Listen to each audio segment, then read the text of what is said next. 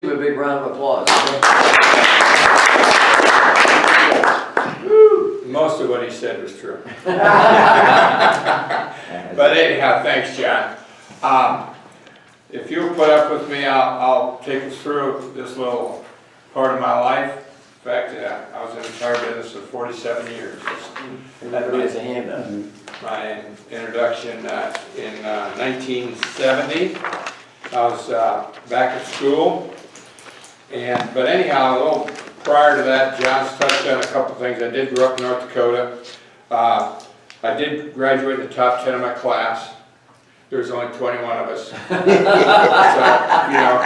had a chance. And, but anyhow, as I went off to college, I grew up in a very strong Christian home.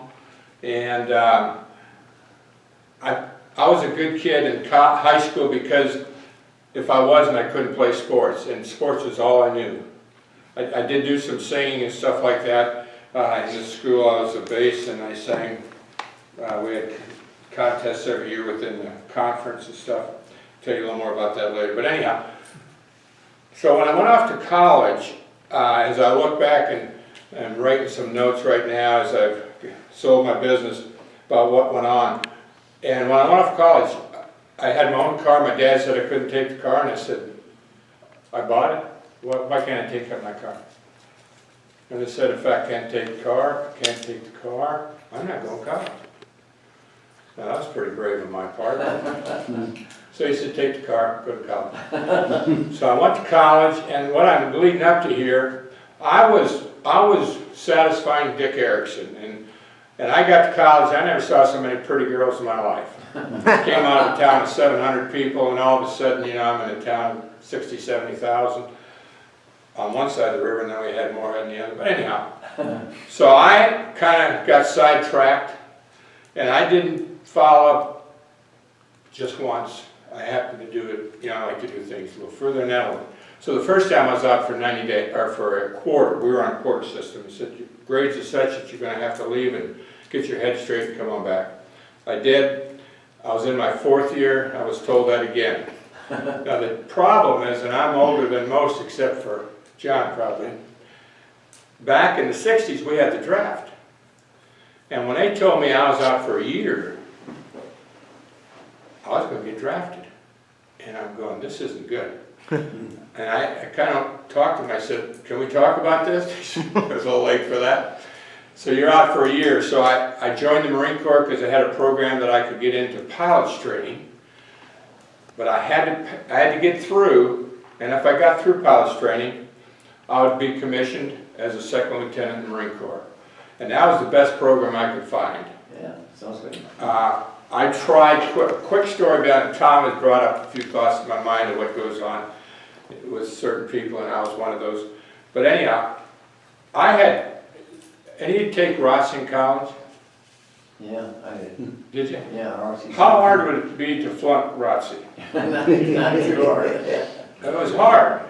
I flunked it 3 times. Really? Wow. I was the rebel of rebels, and I'll tell you that story. So when I was out, I went out to see my dad's friend who happened to be a colonel in the Air National Guard. Dad said, go see him, and he can probably help you out, and you can stick around. You got a special girlfriend now, and you might want to stay in North Dakota. And so I went out to see Cap McDonald, or Colonel, and he was really nice. He said, bring some stuff from me. He said, did you take ROTC? And I said, I did, and I finally made it through those 2 years. And I'd taken some tests for the Navy and a few things, so bring all that stuff out, and I did, and he said, come back in a day or so. Came back, and he said, have a seat. And he was really stern with me, and I'm going, I don't know this guy, but I could sense things have changed a little bit. He said, do you know what a rebel is? I said, I think I do, sir. He said, well, that's what you are. I looked through your reports, and he said, we figured it'd take us 2 years to get you settled down before we could make an officer out of you. That was the first time I've been told something like that. And so anyhow, I was living a different life. I got into the Marine Corps, and a couple things came out of the Marine Corps. Number 1 was obedience. Amen. Yeah. And that helped me in my spiritual life later. But I wasn't obedient to anyone except Dick Erickson. I was financing my way through school, and I thought I had it all figured out. The Marine Corps didn't even care what my name was. And I remember getting called down, and they'd stop me and they'd say, you didn't start the sentence off with sir. And you didn't end it with sir. And I thought, sir? How many times do I have to say this? Well, I found out, and I had enough intelligence to say, I got to figure this out. I don't need all this. I'm on Saturdays marching off my demerits, and my buddies are going to town and seeing the pretty girls or whatever they're doing, and I'm stuck out on, and this is in the military now. So anyhow, I figured out that obedience was the name of the game. It got to the point that people did not want to stand beside me in formation.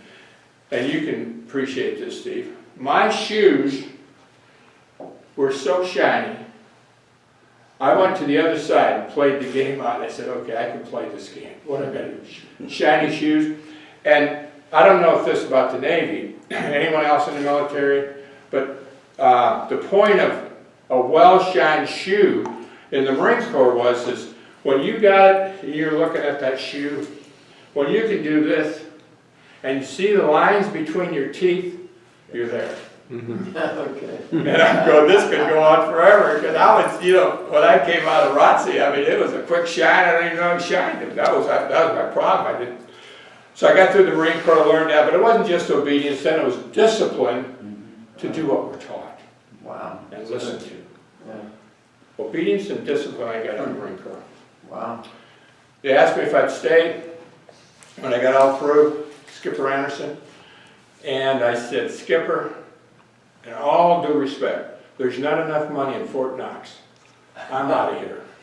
I played the game, but this was not the game I wanted to play for and Steve, I got to commend you, you did 20, 22 years ago.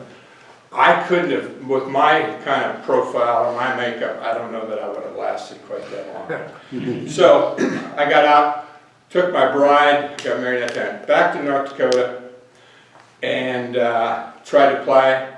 They said I'd come back on probation. And I said, I got to get out of here in 2 years. They looked at what I had a 1.7. I had 28 hours of F. Now you got to work at that. I mean, that's not easy to do. That's a true story. No, I'm not trying to. You're not bragging. Yeah, I'm glad my brother wasn't close by because he was a teacher. You're like, he did what? But anyhow, so this lady's telling me it's going to take probably at least 3 years. Yeah. And I said, ma'am, I'm telling you, I got to be out here in 2. I'm married now. I got to get on my career. I mean, I'm focused. And so we worked it out that I could, if I did this, this, and this, I could get out. My biggest problem was English. Flunked 101 3 times. Okay. I couldn't spell, I couldn't, is that right?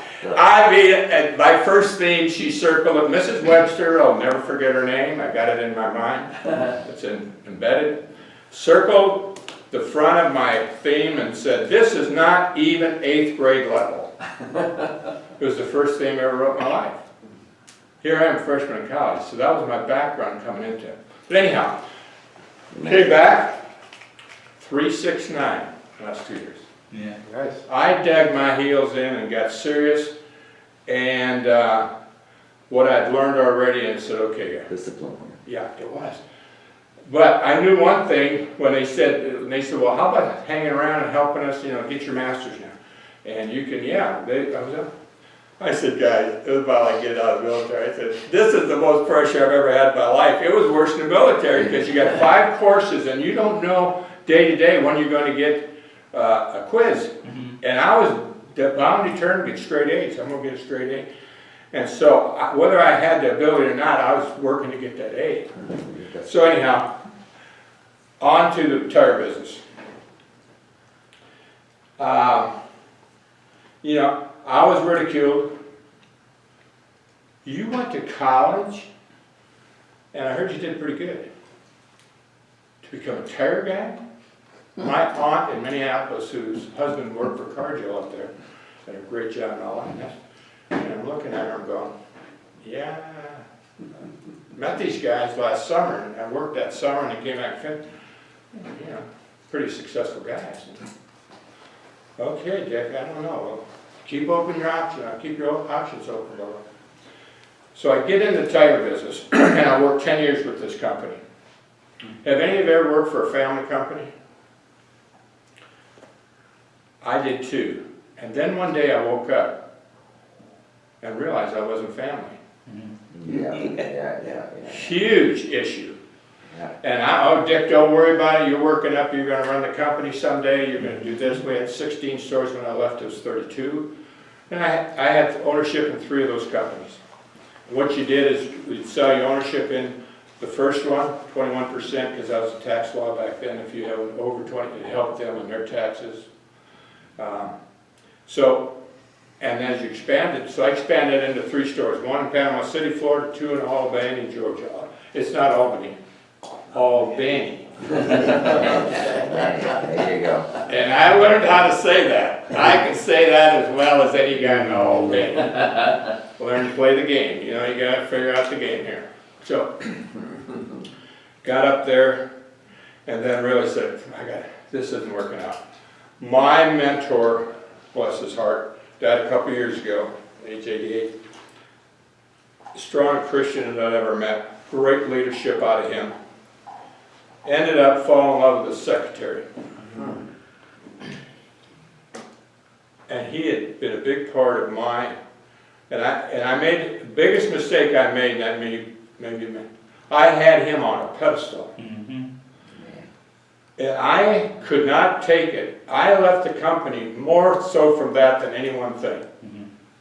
And I don't regret that. But the point was, what I found out later, don't put human beings on pedestals. That's good. I'm not preaching to you about it, but I know this is what I mean. Yeah. So that was something I took away from that. And so as I moved on, and we stayed very close, and he was so happy about what happened in my career as he got out, and we kept up with each other 2-3 times a week or a month, year. We would have lunch. My in-laws lived in Panama City, or Pensacola, and that's where he lived. Sun Tire. So that was 1981. I had a non-compete, I couldn't go to Atlanta, I couldn't go to Tallahassee and west, through probably Mississippi. We were in Orlando and Tampa, so I couldn't go there. Jacksonville was an open market. Knew one person, my wife's cousin, who worked for RS&H here in town. He was the treasurer, Richard Monk, since his passed. But anyhow, the only person I knew here, and some people say, well, you know, when you move to town, surely you got someone that can kind of show you around, do all that. No, didn't work that way. And as I look back, I could see how the Lord was doing this, because people say, can you explain that? And when I can't explain something to them, I'm saying, but let me tell you something. That's when I knew the Lord was in it. Yeah, right. He was way ahead of me in some issues, and it helped me get through things that I look back and I said, whew, why did I try that? But somehow I got through it. The Lord had to have his hand in that, or encouraged me to do something. And so I was touched a couple of times. You know, as you were talking, and a couple of our speakers at the last, I don't know if you're there, but both of them, their biggest issues were at the boot camp, to me, was, are you in touch with what God wants you to do? Yeah. And I was so upset. My wife, before I left that previous 10-year commitment that I had there, my wife, I said, Dick, I will go any place in the world with you. I'll even go back to North Dakota. That's a good wife. That's love. Yeah. Totally. I got a good one. 51 years. I've been up to 55 Yeah, yet. that's a good one. Go back to North Dakota. But she said, you are as unhappy. You got to do something. I said, honey, you're pregnant with number 4 and you're talking, encouraging me to leave? She said, You just tell me the time and place. How about that? So she hung, and we did. So she came down, and the only thing missing in the station wagon as we drove into town was a dog with his tail out to the yard. We had everything in a U-Haul, and we moved to Jacksonville, Florida. So the thing, and I think as we look around, probably we're all somewhat competitive.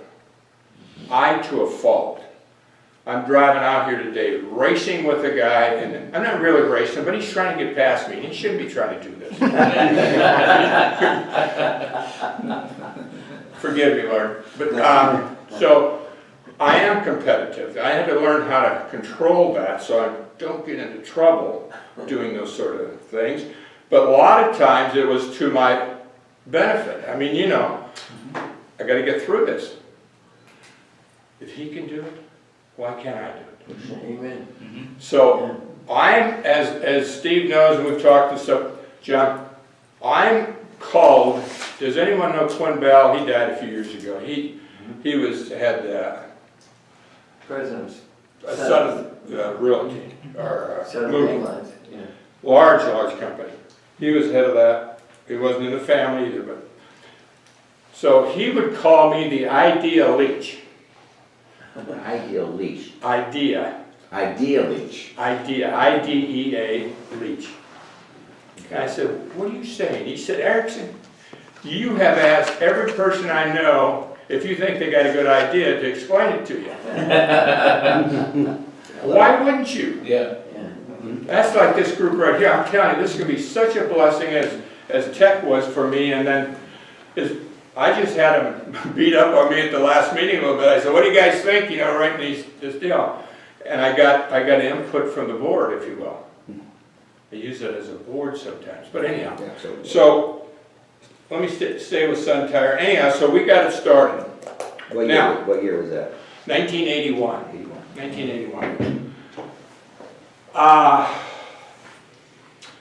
I knew at that point that the tire industry, as my aunt had kind of shared with me, it wasn't sexy, it wasn't way up the ladder as a doctor would be or something like that or whatever.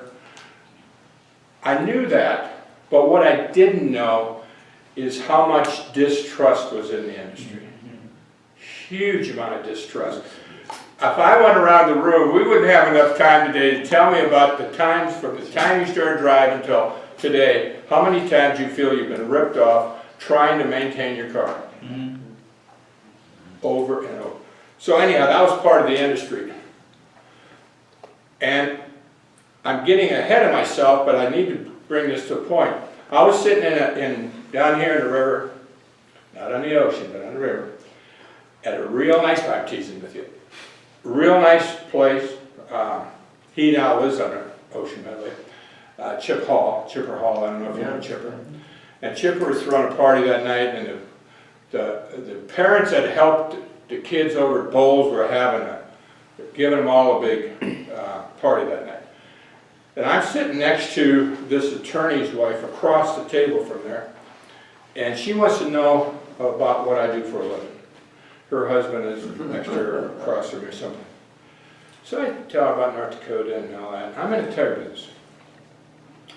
Talked a little longer. She's very inquisitive. She really wanted to know about my background. So finally she said, what's your challenge? Well, I said, training blue-collar workers. She said, Dick, let's get this. I got it. You are blue-collar. Do you know you're blue-collar? Listen, I have a $1,000 sports coat on. I don't look as good as Steve, but I was dressed up. I fit in. I mean, you know. And it was the best thing that someone could have told me. Really?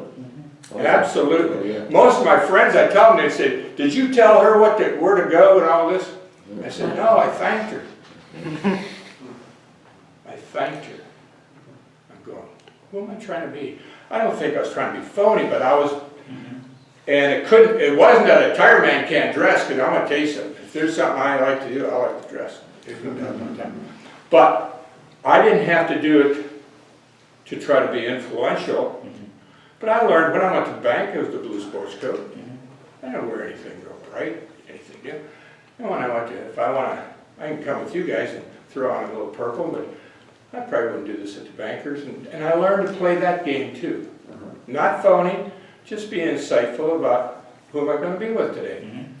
So that, I took away from that of finding out who I really was. And so from that time on, but anyhow, so as I got the deal started, was as I kind of stay on my script here. What are we at, 11:30, food's coming? Do I have till 11:30? I can see. Absolutely. Okay. Absolutely. I had to figure, in the business I'm in the tire business. I'm in one that, you know, there's distrust in. How can I excel in this? What's the public perception? Are my products in demand? I was told by my mentor early in the game in the previous business, we were in a recession-proof business. And that's been true up, you know, still is to a point. People, they still buy tires, but they might buy cheaper tires. They're still going to be out there, they got to go to work every day and do that, assuming that they still have a job in tough times and all that. And I found out in my 47 years there's truth to that. My tire units didn't have to decrease. My margins might decrease because I was selling something a little less expensive. It didn't have quite the margins in it, but I could still keep my business going. So the people issue was very important. What I tried to do too is to find, there was two issues, are they people oriented or the task oriented? I got surprised one time early in the career, this guy claimed he was a mechanic. He had such people skills, I couldn't believe it. He was a terrible mechanic. Have you found, I mean, you know, if a guy's a carpenter, he's not necessarily a good guy to talk to the customer. You know, he's getting the job done. And I found out that too. Keep the task-oriented people in the shop. If there's a problem, get the people person with the customer. Yeah. There you go. Otherwise, he'll say, I did it perfect, and you don't know what you're talking about. Or something like that. That's right. So, and then I found out how many times have you seen in the last year that you walked into a retail establishment and someone met you at the counter and you're going, is this a service-oriented business or what? Mm-hmm. That person is talking to me like they don't even see me, they're looking through me, they're making commands.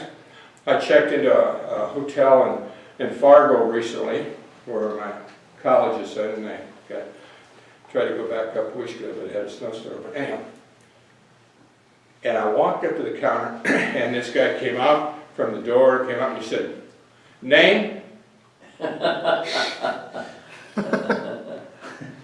Erickson, what's your name? And his boss's head just about came off his foot, standing right here. I thought, am I the customer who makes me mad thinking about it? Let's get something straight. When you get in front of the customer, and that's the way my people, you better, when you're in front of the customer, you treat him like he's someone special. Yeah, absolutely. And that wasn't an ego on my part, it was that I've had that happen a couple times recently, and I'm going, and I call them out on it. I don't try to just say, listen, you gotta remember who the customer, you don't have to know my name or anything, but just, I'm the customer. So, that had to be. How do I differentiate my business from my competitor? That, you know, being a competitor, or being a competitive person, I knew I had to, just like in other things, I had to be a step up possibly. What I found in my industry when I came to town, you know what time they closed on Saturday? The number one day for automotive repair, they closed at noon. Wow. I'm not very smart, but I said, oh, I have got an advantage here. Yeah. Mr. Erickson, what time do we close? We close at 5 p.m. And that's the way it was till I sold. Yeah. And I can tell you, you wanna go to Discount Tire, a great retailer, 5 o'clock on Saturday. The number one company you'll hear me talk a little bit about here in a minute is out west, 300 stores, 5 o'clock on Saturday. Neither one is open on Sunday. It's not an issue. It's a bad day. It's not a good day to. I still have people, a couple have left me. Famous, some of these friends, they're open on Sunday. I said, guys, that's the day you can give the guys off. Kind of rejuice. And it's not a good day. You probably won't even break even. And customers, if they come in, they've got an emergency, they're gonna go get it done, and then at church, they say, Dick, when are you gonna start opening on Sundays? And I said, you had a problem last Sunday, didn't you? I did, how'd you know? How'd it go? Not good. Well, because they got the third best crew in there, because nobody wants to work on Sunday. So, I said, come on, figure it out, guys. But, that differentiated. I looked at pricing. They're all over the board. And my deal was to, okay, what if we're $1 under the competition on an entry level? There's about 5 levels to the tire industry. Our goal was to be $1 on 120 SKUs. I'm taking you into something that's not real relevant here, but I wanted to figure out. People said, why are you doing that?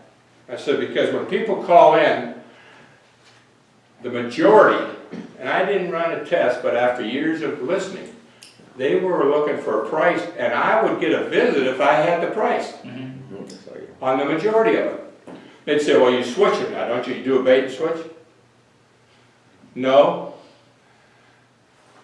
Well, how do you stay in business? I said, well, I do alignments and I do brakes. Discount Tire, for instance, doesn't do either one of those. That's how I competed with them. Great company. But the point was, the second and third visit is when we started having a chance to possibly make. But I had to prove to them that I was worth the visit. And when I didn't try to play games, I didn't try to sell them the kitchen sink, all the other things that you go in there, and you went in for a flat repair and you walk out and he wants to do $2,000 worth of on your car. You go, come on. So the other thing too, and I think this here was the cleanliness, and some of you have heard the stories on that, but when I first started with the company in Pensacola, my first summer, one of the senior partners with 3 brothers caught me on my knees in the men's bathroom, cleaning the toilet. He said, Dick, I mean, I was the first guy they had as a college graduate into that deal, and they were thinking, they're going to lose me if I'm down there scrubbing like that. He said, what are you doing? I said, there's a toilet ring here that I got to get out of here, and I can't, guys say they can't get it out. Excuse my language, that's bullshit. Yeah. I will prove to you I can get a ring out of a toilet. Yeah. That toilet ring. Yeah. So I did that, and that carried on in my company, and I had to do it one time in Mandarin, never had to do it a second time. I just said, I'll be right back. I went down to, got some stuff at the grocery store, got a good stuff. Okay, that's the way it's supposed to look. Any questions?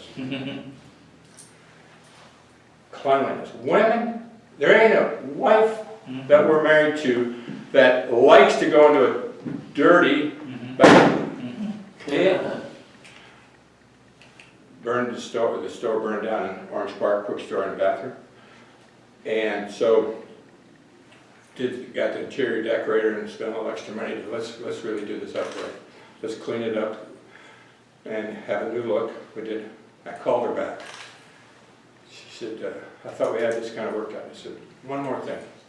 I want the prettiest women's bathroom in town. Excuse me? I want the prettiest women's bathroom in town. It can't cost much.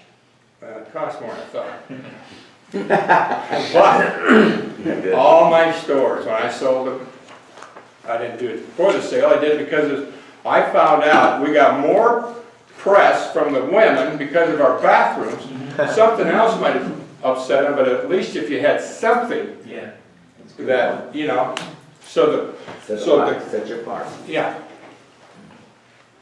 Few free services, free flat repairs, free rotating balance on tires we sold, free coffee, free popcorn, a few things like that. Things that aren't overly expensive, but shows that something as little as bubble gum on the counter or a sucker. Make sure it's covered, because I had one time, the guy said, when you put your hand, it was uncovered candy. I said, you can't do that. I mean, there's people reaching in there. You gotta keep this.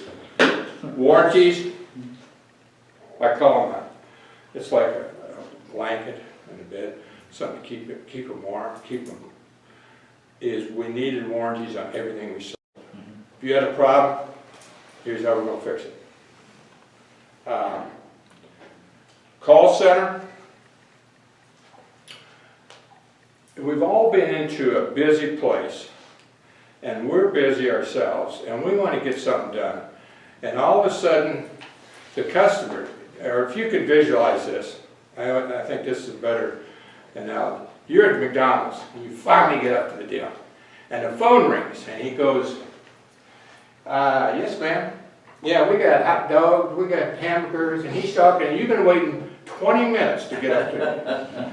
Yes ma'am, and that's $4.22, and yes, I can get you an appointment and this, and you're going, let's see, there's someplace else, they're probably sitting in a pool someplace, and they're calling in, I'm sitting here, drove in, and I watched that. That was one issue. The second issue is we had to deal with it. Phone could not ring 3 times. Ring, boy, your head better be coming up by the second ring. Yeah. Whoever in the store, everyone is trained, get the phone in third. Well, guess what happened in busy times? My newest employee was answering the phone and didn't know anything about the product line. Yeah. He hadn't been taught this yet. Even he said, well, he should have taught. Well, trying to get him to change tire rack first. So I realized I had the wrong people on the phone many times. We were upsetting customers because we were taking away. I was in the middle of a presentation about to make a big sale, and someone walks away from me and goes, he said, I don't have time for this. I go, come on, Dick, you're smarter than this. But nobody in my industry had a call center. I said, let's see. 4 guys, $10 an hour, about 120,000. Software, about 25, about 150 grand. Now I had a deal, I shared profits with my employees. So anytime I came up with an additional expenditure, guess what? Yeah, Pushback. Boss, we're fine. So I said, okay, I learned how to deal with that. The old man, I'll suck it up. There'll be nothing on your financial statement the first year. And then if it doesn't work the first year, I'm dumping this thing anyhow, but we'll give it a try. We put a call center in. Tallahassee, one of my high maintenance guys, good producer, high maintenance, he said, Mr. Erickson, if you don't mind, I don't need part of the call center. You don't know? Well, I tell you what, I got to get it worked out in Jacksonville anyhow, so that's okay. By about the 4th month, sales started perking up over here more than average. Mr. Erickson, when are you going to put the call center in? True story, so true. There you go. I said, soon. Went over there, but the ending of the story, he called about 6 months later. He said, you know, it's maybe the winter time wasn't quite that busy. He said, he knew the charges were going to start the next year. You know, I think probably he was a little bit ahead of me. He said, Mr. Erickson, if you don't mind, I'd like to opt out of the phone center again. Now, you know, I'm an old Marine and kind of a lot of things they would say it's my way or the highway, but I thought, you know, with Greg, I might give it a chance. Let's see. 30 days later, I made a mistake. He finally admitted he made a mistake. He was on from that point on. Yeah. So I tell you those little stories sometimes because sometimes, you know, we kind of want to ram our idea through, but if you got a good producer, I was about to talk about Ramsey, I'm not going to do that. But anyhow, who's the jack car? But the point is, you still have to keep order in your house. You gotta have, and I learned from back in the military, there's always a chain of command. I don't care who you think you are. I don't care how many degrees you have, there's someone in charge. And even as an owner, I think I said yes, sir, to my banker more than once. Yes, sir. Or, you know, someone out there that had the fire guy that after my fire, I can't tell you how unreasonable he was, the fire chief in Clay County. I talked to all the powers to be. I said, Dick, he has such power. Now you can fight him and you might win. He had me dig a 6-foot hole. You got 6 foot. How come I'm down at 6 feet to the back of my deal and had to put a sprinkler? The only sprinkler I had, I know no one else has got a sprinkler in town, in the metropolitan area, and I put $50,000 in a deal. But I found out, yes sir, worked. I still paid $50,000, and they said, you fight him, you don't get your license, you'll be closed until you win the case. I said, well, I'm not very smart again, but I can figure this one out. I need to get ahead and get going. So I talked, that's just kind of the yes sir stuff. Fast lane. I went out to see a guy, again, it's an idea deal. And I heard about this guy that was doing $5 million with 2 bays. I had 12 bays. I averaged maybe $1.75 million. $1 million was a volume that you could make money in my industry back then. And this guy made a presentation. I said, $5 million. How big a store he got? He said, 2 bays. I thought, now I was born at night, but that one doesn't make sense to me. So I said, do you know that guy? He said, yeah, he's out in Salt Lake City. He's one of our franchises. Could you line me up? Next week I'm in Salt Lake City. And I walk up and he's got 5 parking spots. Now there's no way you can, but when you pulled in and you got out of your car, someone was waiting on you. As soon as it was consummated, took your keys up, opened that lane up, pulled it in line. And it was like a car wash. So what he had was tunnels, if you concept that. Well, the way it was explained. So I watched him, I said, so how fast do you do things? Oh, 30 minutes. I can turn a car in 30 minutes. Or my customers in 30 minutes. I said, so if I drive up, you tell me you can get me out of here in 30 minutes? I said, yeah. Okay. What was your biggest day you ever had? My biggest day was probably $10,000. He said 30,000. Now I couldn't wait to ask questions. So how fast were you that day? He got mad at me. He said, I already told you. He said, now look at my tunnel. I have 3 groupings of machines. And when it's a slow day, I just work the front. Get a little busier, hook up the next ones. I can work on 3 cars at once in these bays. And I don't do any mechanical, I just sell tires. So anyhow, I walked away and I thought, oh my God, if I can sell tires, if I can get this down, because anyone want to sit around a tire store? Even if it's free popcorn, I'm sorry, it doesn't sell forever. I mean, you know that idea. So I brought that back. And the fast lane probably, and again, none of these ideas were mine. But to be open, and what happens, and I'll say this now, most people are too prideful to accept an idea to be better sometimes. Yeah. Right. I'm making money, you probably, listen, I'm doing fine. Absolutely. You know, I'm paying the bills, and you know, got a nice house, I can do a few things. Well, what could you do better? Quick story, a friend of mine, I won't tell him because he's operating, tried to see him not long ago. He does probably about $100 million in tire business. And he's making 8 points bottom line. Well, that's what I was making, 8 points bottom line. That's pretty good in our industry. I had one store, not far from here, that was making 15, high volume, how fast can I get, you know, it's great. So anyhow, I'm talking ideas were all came that the idea of leach was open to. Now, don't make me a hero. In some cases, I know some people thought I was slow.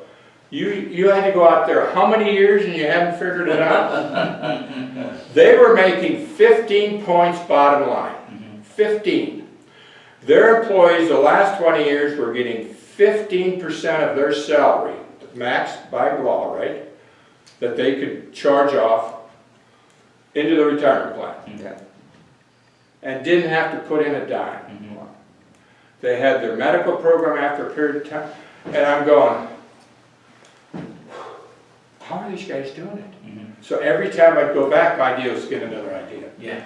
And pretty soon they were looking at my statements and telling me, don't have enough inventory. I thought, what's he see on my financial statement tells them that? He said, Dick, you know, we got 200 stores. You're trying to be too. My CPA thinks I'm a genius. What do you mean? I'm turning my inventory every 90 days. You know, that's the magic. Care about CPA. You're losing sales. And he was absolutely right. He was, yeah. I said, gotta go back and gotta get some more inventory in here. So, the fast lane, the call center, warranties on, you gotta cover your work. If you say you're going to do something and if it doesn't work, you're going to make a mistake. We're going to make a mistake. Let's fix it. How do I make stuff? When I went out there and I heard they were splitting 50% down the deal, half of the profits go to employees. There's something quirky about this. Well, I went out there and I saw some things that started after a few visits. First of all, if I didn't know who the manager was, and like all of us sitting around here, you couldn't pick them out. Everyone worked. Everyone had the same shirt on, name tag, company logo. No, hey, I'm the big shot. I'm the manager. I'm the whatever. No, none of that. Now, he got 17% of the profits, the manager did. The assistant got 8, they got 25. The other employees got 10 total. 15% of the profits went to the retirement plan. So it was all divided. That was the 50. If you add those numbers up, it's 50%. They didn't. If you told them they were going to have a supervisor wasting their money, I don't need a supervisor. Train me and let me. They didn't say that, but you can see the backside of how this happened. Don't try to be everything to everybody. And I saw that over and over. People would say, well, I do this, I do that. We didn't do air conditioning. And people said, my northern friends said, you're in the south and you don't do air conditioning? No. We don't do tune-ups. I got into oil change finally after about 15 years because it is the number one thing we do to our car is change the oil. So I got a chance for the visit. Didn't make much money at it. That wasn't the issue, it was the traffic. Keeping that customer coming back. And then number one, depending on where you are, but I knew in the blue collar, train. Because we did have turnover at the tire changer level, there was no doubt about it. So we worked real hard at every Saturday morning. That was a busy day, so all the employees were on deck. That's a Navy term, isn't it? On deck. And so... The Marine Corps is a department of the Navy. I had to say that. Steve, you could have gone out all day without me telling you that. I just had to remind you. I know. I love it. So, That's funny.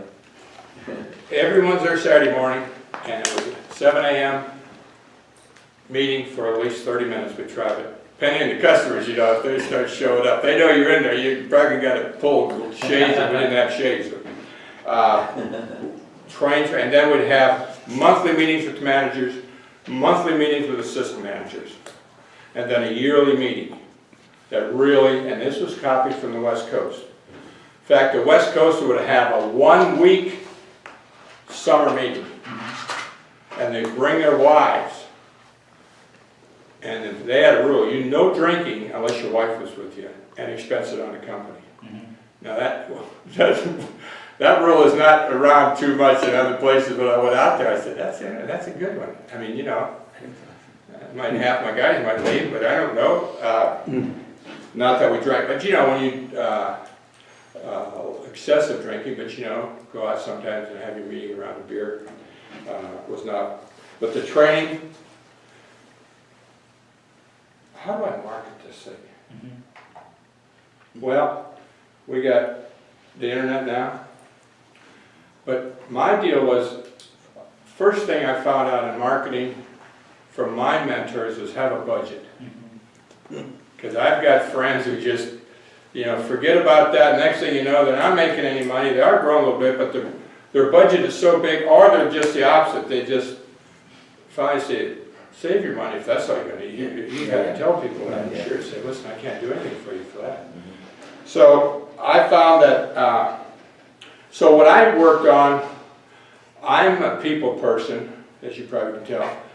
And so I was in a lot of organizations that I enjoyed. I mean, my wife would stay on me to not, but I could come out of my work clothes into a blazer so quick at night it'd make your head spin. I'd be there for the board meeting. I was president of the chamber one time in Clay County one year. My father-in-law called me and asked me if I had my brains, and he was very close. He and I were very close. He didn't quite say that. He said, correct me, did you take the presidency?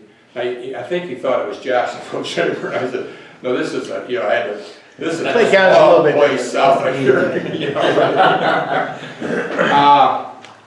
so I like to interact. So that was an easy one for me. We started morning drive and things like that. Worked our way up where we were on where we get the most bang for our buck in TV, and I was a believer in having someone in charge of my deal. I'm a tire man. I got friends that said, yeah, I make my own spots, I do this, I do that. I said, whoa, whoa. Their friend, I said, listen, you're good, but you're not that good. Yeah, how many things can you be good at? And so, and I found too, the deals my guy got, my last guy especially, he knew exactly what, and he would say, no, we didn't buy it at $6.45, we bought that spot at $6.30, and I paid for that. And he'd get an adjustment on it. Next time it ran at $6.30. You know, he was very, I said, I don't know the difference between $6.30 and $6.45, but in the ratings there was a difference. And he would, so I got the budget, 7. We tried to structure it that it was a company that the good Lord would put his blessings on, which I feel he did. Talking about the stuff on the walls, hardest thing, because I'd go into friends and I'd see the cross up there and I'm going, gee, I should have one of those. And I'd finish up with this. Finally, I found a cross in Mexico that had little trinkets all over it. I don't know if you remember seeing that, John. It was right by my front desk. So I started with that. Pretty soon, I didn't even realize it. I had 6, 7 Christian things on my walls. And when people would come in, I can remember Michelin, we went to lunch one day, and we were down the street, and everyone had their food, and everyone just sitting there. And finally I'm going, oh, excuse me, and I said, folks, let me say a prayer. They were ahead of me on the big picture. Sure. How this reflects. So I look back and I regret that I didn't do that quicker. But I was worried that, oh, I got some folks that'll, you know, what are you trying to do? You know. Same thing. Yeah. So anyhow, thanks for your time. Any questions? I'll be or afterwards anytime. Steve and I've chit-chatted numerous times. We still are, and different things as I talk with guys. And I'm more than happy to share my thoughts and my mistakes. I didn't get a chance to tell enough of my mistakes probably, and I made my share. But what a blessing. And what we're putting on the new card, which is the deal you have in front of you. I say that, but this here is a 2-card deal, or 2-part. And I'm getting it changed. Danny and I are working together right now in a little booklet. And I use that word, what do you say, Danny? We call it a book or a booklet? It's a book. But it's one that folds like this here. So what I just did the front and back. And I got the service part out of Hunter, the guy that wrote that on the servant leadership. And I read it, and I had one of my guys who just found the Lord about in the last couple of months, and he said that book changed his heart. But I had all my managers had to read that book. Wow. And so then I had it in all my waiting rooms, There you go. and but I wouldn't do it until the guys believed in what they saw. Do you believe in this? If you do, and it was like this size, went up on the wall in the waiting room. There you go. We had it in our conference room, we had it in our call center, and so what we're going to do is take the little sun tire off there. I can't give up my smiling sun. In my book, you'll read about that at some point. My sign guy wouldn't let me. He said, I came in, he said, you're going to need a sign. First store, yeah. What's the name of your company? D&D Sun Tire. Looks at me and he said, D&D? What's D&D? Oh, Dick and Diane? Dick, get rid of that. Excuse me? He said, we got to get a sign that says what you are and as little up there as possible. And I explained, and I took that as good advice. So I got rid of it, I go back to the attorney, get rid of the D&D versus Sun Tire. But I did say, the little, and I don't want a smiling face in there, a sun in there. So I said, now I'm gonna go along with you. But the day's coming where I'll have a smiling sun in every one of my signs. And if you remember at the end, we had a smiling sun up there. And it was like Wendy's for me. It was like it brought some human thing to it, something smiling other than just a word. And that was on my heart. It worked. Yeah, I never knew the background of it, yeah. Yeah. Okay, guys, any questions, I'd be happy to answer, but I don't want to get into your lunch. Some of you guys have heard this for the second time. Excellent, Dick. Thank Thank you you. so much. Thank you.